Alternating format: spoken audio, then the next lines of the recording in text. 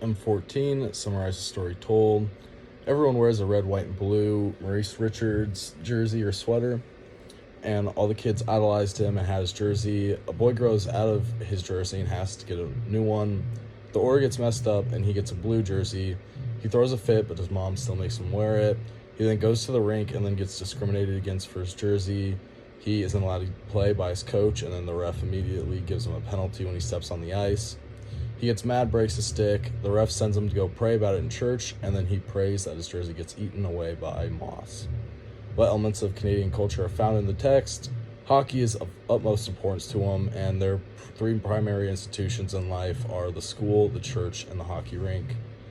Describe Sheldon Cohen's illustrations, how they have the story. They're well colored, and it's made to really look like a children's book. They also give the brain the images to help go along when the story is read and makes it easier to read and be told to children. For the film was almost perfectly showed the book and it makes it feel a little homier. And the intro is different. They don't include the first paragraph from the book, and some of the words aren't as exact. How is hockey represented in the book and the film, and how does it play the life for Canadians? Hockey is represented as a way of life for kids in Canada, and hockey's kind of a children's escape from school and church. What is the relationship between the story, the sweater, and the national identity of Canadians, and why are they on their dollar? Hockey's part of growing up for pretty much everyone in Canada, kind of similar to how American boys here are presented to football.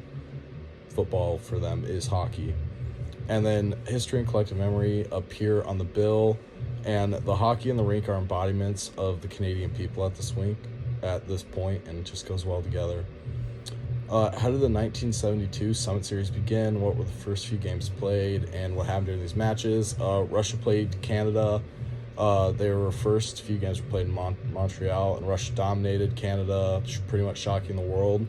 The Canadians weren't as aggressive as the Russians, and they played really, really aggressive. And the series was described as a war, mainly because of Cold War tensions, along with the time that the teams were playing, and it was pretty much displayed on the ice with the violence and intensity of the players.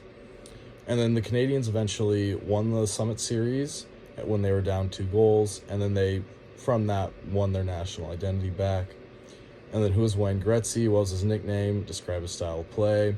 His nickname was the Great One. He was an Oiler and played with just really elegant style and quick movement. He had 4 Stanley Cup victories and played 20 seasons for 4 teams. He retired as an all-time leader in goals, assists, and points. And people honestly say that he was probably the GOAT of his time. And then what was his reputation like? Was it during his career? Was he popular? He was viewed as one of the GOATs. He was the MJ of their ice, pretty much. And he was endorsed by tons of companies, and he had an average-looking figure like a normal man would have, so he wasn't incredibly athletic off it, but on the ice, he was just insane. What role did Gretzky play in the formation of the Canadian national identity? He built Canadian strength and really brought support for hockey again, and it led to what they call the Gretzky effect, where he rejuvenated Canada's love for hockey after a depressing loss to the Soviets. And that's M14.